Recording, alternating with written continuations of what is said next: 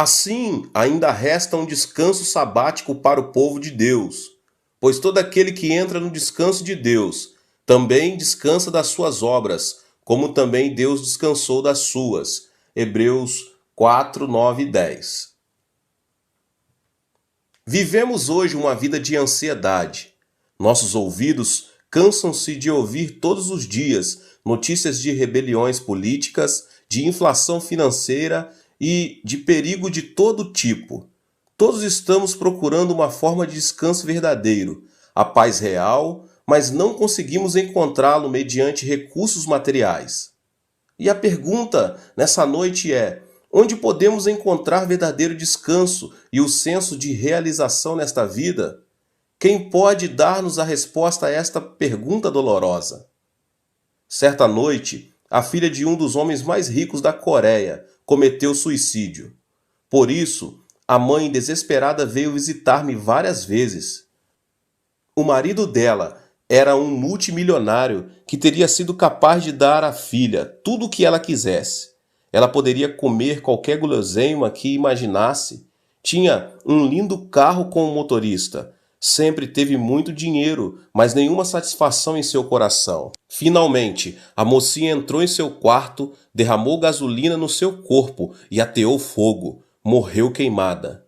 Ter abundância de bens materiais nessa vida não significa que você vai ter alegria e satisfação reais. Não teremos paz enquanto não entrarmos no descanso de Deus.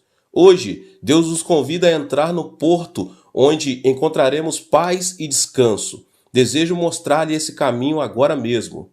Em certa ocasião, eu estava na Inglaterra dirigindo uma campanha evangelística numa igreja. Um dia, uma senhora alemã, muito bem vestida, que se casara com um homem inglês, procurou-me após o culto e me disse: Pastor, o senhor vai ficar conosco esta noite. Ela era uma mulher muito grande e que parecia ser muito forte. Quando ela se pôs a puxar-me, fiquei um pouco amedrontado. Disse-lhe então: Não, eu não posso ir à sua casa. O pastor está providenciando a minha hospedagem. Então ela me retrucou: Muito bem, vou pedir permissão ao pastor. Aquela mulher soube demonstrar-me o espírito ditatorial alemão. Começou a puxar-me. Eu sabia que ela era mais forte do que eu, de modo que, um pouco atemorizado, vi-me arrastado para longe. Embora ela fosse uma mulher bem grande, surpreendi-me ao verificar que dirigia um pequeno Fusca. Ela pegou minha mala, jogou no carro e puxou-me para dentro do carro. Vi-me então dentro de um minúsculo fusquinha, ao lado daquela mulher alemã agigantada. Eu não conseguia mexer-me. A mulher me conduziu até sua casa e me levou para o andar superior, onde eu deveria pernoitar. A mulher chamava aquele aposento de quarto do profeta. Dando-me ordens como se fosse uma comandante, ela me ordenou que eu trocasse de roupa e descesse para tomar um chá, eu, ela e o esposo dela. Eu obedeci às ordens dela. Entretanto, mal nos sentamos para tomar o chá, eu, ela e o esposo dela. A mulher se pôs a chorar. Ouvi sua mensagem hoje e sinto que o Senhor tem a resposta para o meu problema. Essa é a razão por que pedi permissão ao pastor para trazê-lo até minha casa. A mulher soluçava muito, parecia que o coração dela ia pular para fora do peito. Então ela me contou sua história. Era filha de um milionário que vivera na Alemanha. Todavia, durante a guerra, seus pais foram mortos e ela perdeu tudo. Na época em que os soldados ingleses entraram e tomaram conta da Alemanha, ela se apaixonou por um deles e casou com ele. Moravam agora na Inglaterra, mas parecia que não conseguiu equilibrar as contas. Sofriam de grandes problemas financeiros. Os dois tinham dívidas pesadas, queriam vender a casa, mas ninguém estava interessado em comprá-la. Preocupações e mais preocupações causavam-lhe profunda depressão. A pobre mulher estava sofrendo de insônia, indigestão e muitas outras dificuldades orgânicas. A mulher me confidenciou que Deus não lhe respondia às orações e não lhe resolvia os problemas. Finalmente eu lhe disse: Pare de chorar, irmã, e traga-me sua Bíblia. Vou lhe fazer uma pergunta, irmã Kitty. Será que Deus precisou da ajuda de Adão quando ele criou os céus e a terra? Ela arregalou os olhos e, com uma expressão de espanto, perguntou: Como? Eu perguntei à senhora se Deus precisou da ajuda de Adão no primeiro dia, quando ele criou a luz. Será que Deus criou Adão no primeiro dia e lhe pediu que viesse ajudá-lo? Ei, Adão, vem cá. Vamos criar a luz. Não consigo criá-la por mim mesmo. Preciso de sua ajuda. Deus pediu isso a Adão? A alemã percorreu com os olhos o Gênesis e depois me declarou: não encontro nada disso em minha Bíblia. Ah, quem sabe? Talvez Deus tenha precisado da ajuda de Adão no segundo dia. Com certeza ele precisava da ajuda de Adão para criar o firmamento. De novo, a mulher percorreu o Gênesis e afirmou: Isso não está escrito na minha Bíblia. Não, mas talvez Deus tenha precisado da ajuda de Adão no terceiro dia, quando o Senhor criou a terra seca. Não, discordou ela. Será que isso está escrito em sua Bíblia coreana? Perguntou-me a irmã Kitty. Claro que não, respondi. Mas, irmã Kitty, quando foi que Deus criou Adão e Eva? Perguntei-lhe. Nos últimos momentos do sexto dia, replicou ela.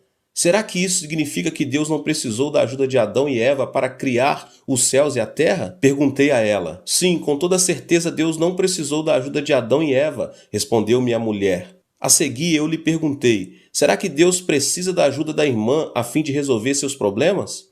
Diz-nos a Bíblia que Deus terminou toda a obra da criação dos céus e da terra em 6 dias. Tendo terminado a obra, Deus criou Adão e Eva. Então chegou o sábado, o 7º dia, o do descanso, mas foi o primeiro dia de Adão no mundo. Adão olhou para o céu e para a terra, e tudo estava em seu lugar. Era um mundo maravilhoso. É possível que Adão houvesse chegado ao pai e falado: Pai, este é o meu primeiro dia de vida. Há alguma coisa que eu possa fazer? Posso ajudar o Senhor? Talvez o pai lhe tenha respondido: Filho, deixei tudo preparado. Nada falta no céu nem na terra, e não há nada para você fazer para mim. Sua vida deve começar a partir de meu dia de descanso. Terminei todo o meu trabalho, não há nada para você fazer na obra da criação. Quero apenas que você creia em mim e me obedeça. Seu primeiro dia é meu dia de descanso. Portanto, você vai viver sua vida toda ao longo do meu descanso.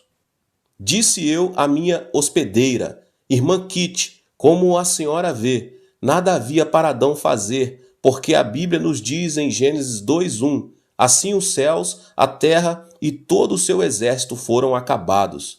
No que concerne ao mundo material, Deus terminou sua obra há quase 6.000 anos e a senhora não precisa preocupar-se com o que comer, que roupas vai usar, onde vai morar, que tipo de trabalho vai conseguir, nada disso. Deus fez tudo de forma completa, irmã Kitty. A senhora tem alguma coisa com que se preocupar-se? Pedi à irmã Kitty que se ajoelhasse e nós confessamos nossa desobediência e nossa falta de fé. A seguir, pedi a ela que entregasse todas as suas preocupações e cuidados a Deus, conforme lemos em 1 Pedro. Lançai sobre ele toda a vossa ansiedade, porque ele tem cuidado de vós. É grave pecado tomar a obra de Deus de suas mãos. O trabalho é privilégio de Deus. Ele faz todo o trabalho sozinho. Deus apenas quer que usufruamos os resultados do seu trabalho. Nossa vida deve iniciar-se no descanso de Deus. Por isso, Deus nos diz: venha receber meu descanso. Terminei os céus e a terra. Basta que você venha e me obedeça. Creia em mim e eu lhe mostrarei as coisas lindas que preparei para você. Enquanto estávamos ajoelhados, a irmã Kitty depositou todos os seus cuidados nas mãos de Deus.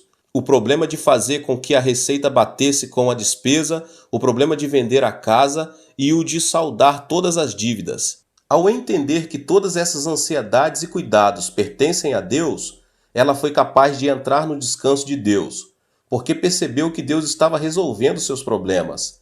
Estes haviam sido removidos de seus ombros. Na manhã seguinte, saí daquela cidade e fui a Cardiff para uma série de reuniões de 8 dias. No meio da semana, recebi uma linda carta da irmã Kitty. Logo no princípio da carta, ela escreveu louvores ao Senhor. Disse ela: depois que o Senhor foi embora, senti uma tremenda paz inundar meu coração. Agora sei que todos os meus problemas, inclusive todo o meu trabalho, pertencem a Deus e que Ele terminou tudo há 6.000 anos atrás. Estando eu a louvar a Deus, chegou um casal que queria ver nossa casa. Imediatamente assinaram um contrato para comprá-la por um preço superior ao que eu esperava. Agora todos os nossos problemas de dívidas estão resolvidos. Já encontramos uma casa menor, do tamanho exato para nós dois, eu e meu esposo. Tudo saiu bem, com perfeição. Eu não sabia que nosso Deus é tão bondoso. Louvado seja Deus, glória a Deus. Ele opera se nós lhe dermos permissão. Quando Deus criou Adão e Eva, não os criou para que trabalhassem. Deus fez o homem para que vivesse no descanso do Senhor. Adão poderia ter vivido no descanso do Senhor, houvesse ele obedecido e crido. Mas o diabo teve inveja e procurou enganar Adão e Eva. Finalmente, Adão e Eva foram enganados, desobedeceram a Deus e não mais confiaram no Senhor. Em vez de crer que Deus havia terminado o trabalho, o homem tentou cuidar da sua própria vida, a seu modo, e assim cometeu pecado. A palavra grega para pecado é amartia. Amartia significa errar o alvo. Adão e Eva erraram o alvo da obediência e da fé. Trouxeram ao mundo outro trabalho, o problema do pecado, um problema espiritual. Os problemas materiais estavam resolvidos, mas Adão e Eva trouxeram problemas espirituais. Foi assim que Deus pôs-se a trabalhar de novo. O caso é que Deus está trabalhando agora a fim de resolver nossos problemas espirituais. Deus trabalhou durante mais de 4.000 anos e então enviou seu Filho unigênito, Jesus Cristo, sob forma humana, para levar sobre si as nossas iniquidades e pecado. Ele se entregou e morreu por nós no Gólgota, por sua própria vontade. Precisou Jesus da ajuda da humanidade para realizar sua obra redentora? Será que Jesus alguma vez veio a alguém e lhe pediu que o ajudasse a carregar o peso? Alguma vez Deus lhe pediu que o ajudasse a realizar a obra salvífica? Não, nunca. Cristo sozinho carregou os pecados de todo mundo. Ele foi pendurado na cruz por nós e, através de seus sofrimentos e derramamento de sangue, fez expiação pelos nossos pecados. Ele e ninguém mais pôde dizer: está consumado. Em João 19,30 diz: quando Jesus recebeu o vinagre, disse: está consumado. Estava terminada a obra de nossa redenção. Nada podemos fazer para ajudar Jesus a redimir-nos. Só precisamos obedecer e crer para sermos salvos. Se você tentar comprar a salvação mediante suas obras, está perdido. A salvação é uma dádiva absolutamente grátis que recebemos do Senhor Jesus. Ele a conquistou para nós. Adão e Eva trouxeram o problema do pecado ao mundo, mas Deus operou, isto é, providenciou o meio de salvação. Foi por isso que, no instante final da cruz, Jesus disse: está consumado. O trabalho de salvar-nos está terminado. Tudo o que nos compete fazer é crer e confiar em Deus, que está usando todas as circunstâncias ao nosso favor. Em 1 Coríntios diz o seguinte: e como está escrito, as coisas que o olho não viu e o ouvido não ouviu e não subiram ao coração do homem, são as coisas que Deus preparou para os que o amam. Deus preparou coisas materiais para você, preparou também um atendimento às suas necessidades espirituais. A obra total foi concluída, o trabalho pertence a Deus, de modo que se você tentar executá-lo, Deus não se agrada disso. A você compete apenas obedecê-lo, confiar nele e viver para ele. O Espírito Santo de Deus vai orientá-lo e ajudá-lo quanto às coisas que o Senhor preparou para você. Sua vida toda foi preparada, sua salvação foi preparada, seu lar eterno foi preparado. Você de fato não pôde ajudar a Deus em nada. Sun Ho Kim, um dos pastores que trabalham em minha igreja, durante a Guerra da Coreia, ele resolveu não fugir, mas permanecer sob o governo comunista, porque desejava ajudar os cristãos. Ele tinha que percorrer todas as montanhas em busca de refúgio. De dia ele ficava lá, mas à noite descia das montanhas a fim de visitar os cristãos na cidade. Durante o inverno na Coreia, cai neve pesada. Certa vez, caiu neve o dia inteiro. A neve acumulou-se a tal altura que o irmão Kim perdeu-se o caminho da cidade. A noite chegou e o surpreendeu caminhando inutilmente. Estava perdido, sentiu-se completamente exausto e incapaz de continuar andando. Na escuridão da noite, cansado e faminto, o irmão Kim colocou sua maleta no chão e disse: Agora, Senhor, tu sabes que não consigo caminhar mais. Estou tão cansado que preciso dormir agora na neve. Por favor, manda-me um cobertor para cobrir-me durante a noite. Após orar deste modo, deitou-se e adormeceu. Pela manhã, ao acordar, sentiu-se muito quentinho. Parecia-lhe que sua mãe havia chegado e o havia abraçado a noite inteira. Ao abrir os olhos, descobriu ali, ao seu lado, um enorme tigre das montanhas, que chegara e o abraçara durante a noite toda. Quando ele acordou, o tigre pôs a lamber-se a sua face. O pastor viu os dentes afiadíssimos da fera, mas não sentiu medo algum.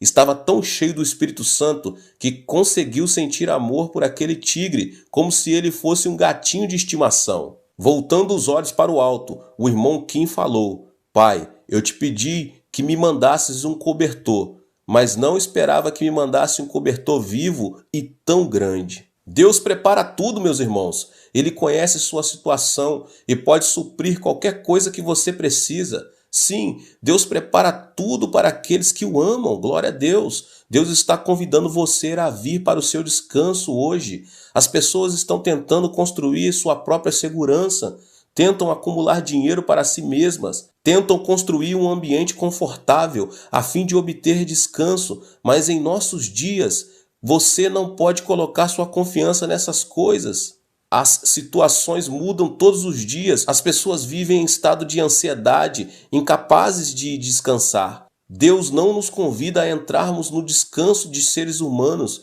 Ele nos convida: venha para o meu descanso. Sim, é ao descanso de Deus que devemos ir. Diz a Bíblia que a partir do momento em que entramos no descanso de Deus, sentimos-nos aliviados de nosso trabalho. Há cerca de 6.000 anos, Deus declarou haver terminado a obra da criação dos céus e da terra. Isso significa que Ele havia terminado a criação de todas as coisas materiais para você. Está consumado, nada resta para fazer. Não seja tolo ao tentar inutilmente gerir sua própria vida mediante seu esforço. O trabalho é a atividade de Deus. Entregue seu trabalho a Deus. Há cerca de 2.000 anos, Deus terminou a obra da redenção da sua alma. Disse o Senhor: está consumado. Cristo pagou todo o seu débito de pecado. Você não pode ajudá-lo. Tudo está concluído. Nada mais sobrou para que você ajude a terminar, nem mesmo apoiar. O Senhor quer que você coloque nele sua confiança, que você obedeça a Ele e receba o dom da salvação. Viva inteiramente para Deus e você usufruirá seu descanso. Deus preparou tudo para você. Permita-lhe agora compartilhar uma de minhas experiências que tive no Brasil há anos atrás. Há alguns anos atrás, depois de realizar um trabalho no Rio de Janeiro, fui para o aeroporto a fim de regressar para a Coreia. Alguns ministros compareceram para despedir-se de mim e foram embora. Eu já havia entregue e conferido minha bagagem no balcão da Pan Am Airlines e estava na fila de desembarque. De súbito, um dos policiais brasileiros chegou-se a mim e disse: "Mostre-me seu passaporte." Quando eu lhe mostrei, ele o agarrou, embolsou-o e foi-se embora. Corri atrás dele e gritei: "Dê-me o meu passaporte." Mas no Brasil poucas pessoas falam inglês. Aquele policial não conhecia o inglês. O povo fala português e eu só conheço uma expressão nessa língua portuguesa: muito obrigado. Então eu disse: "Muito obrigado, my passport back." Me devolva meu passaporte. Mas o policial me empurrou, abriu uma porta, entrou numa sala e sumiu. Por essa altura, o pessoal da Pan Am Airlines chamou meu nome, mas como eu não tinha o passaporte, tirou minha bagagem do avião e lá fiquei eu abandonado no aeroporto. Senti-me doente da alma. Chorando clamei: "Senhor, que é que me aconteceu? Depois de todo esse trabalho que realizei no Rio de Janeiro, tu me deixas? Tu me abandonas assim?" Quando abri meus olhos, um cavalheiro caminhava na minha direção ao lado de uma linda moça. Perguntou-me o cavalheiro: o senhor é de Seul, Coreia? Quando ouvi que ele se expressava em inglês, criei vida nova e respondi: sim, sou eu. Retrucou-me o cidadão: eu sou missionário em São Paulo, mas como tenho um trabalho aqui, hoje estou no aeroporto. Quando eu vi o senhor, lembrei-me de ter visto sua foto há 10 anos atrás. Um de meus amigos da Coreia me enviou sua foto há muitos anos, e nesta manhã eu me lembrei disso quando vi o seu rosto. Ah, eu fiquei muito feliz e disse àquele homem: preciso de sua ajuda. Um policial brasileiro tomou meu passaporte. Ele pediu sua filha imediatamente que me ajudasse e ela me levou sala após sala, de um canto para o outro. A busca do meu passaporte ocupou aquele dia inteiro. Não havia voos nem conexões senão dali a uma semana, pelo que, a convite daquele missionário, fui para São Paulo com ele e tivemos uma semana de cultos e pregações. Mas eu ainda não havia entendido por que Deus me enviara a São Paulo. Certa manhã, eu estava tomando meu café da manhã com aquela família e ouvi alguém chorando atrás de uma porta. Eu soube então que a filha daqueles irmãos estava orando ao Senhor, pedindo-lhe o dinheiro da matrícula da escola. O Espírito me revelou: eu trouxe-o aqui para que você ajude a pagar a matrícula dela. Pedi à menina que viesse até nós e disse: você não precisa orar mais. Deus atendeu às suas orações. Então ela me perguntou: sim, mas onde está a resposta? Eu lhe disse: eu tenho a resposta. Preenchi um cheque e lhe entreguei. Naquela mesma manhã eu deveria tomar o avião, mas de súbito senti que havia me esquecido de alguma coisa. Lembrei-me de que deixara minha câmera fotográfica no apartamento do hotel e não tinha mais tempo para voltá-la e apanhá-la. Quando pedi que me enviasse a máquina pelo correio à Coreia, disseram-me que isso não seria possível. Então eu disse ao missionário: aquela câmera fica com o senhor. Então o homem me disse: louvado seja Deus, faz 3 meses que venho pedindo uma câmera ao senhor e agora ele me atende. Aí está a grande questão. Deus me mandou a São Paulo, tomou meu dinheiro e minha câmera e eu me senti tão feliz. Quando cheguei em casa, os obreiros de minha igreja me presentearam com um lindo carro. Deus havia preparado todas as coisas. Para responder às orações daquele missionário e às de sua filha, moradores de São Paulo, Deus chamou um pregador coreano, fê-lo atravessar o Oceano Pacífico e até permitiu que ele fosse lubridiado no aeroporto do Rio de Janeiro. Veja bem, pois como Deus prepara as coisas para nós, Ele conhece nossa situação nos mínimos detalhes.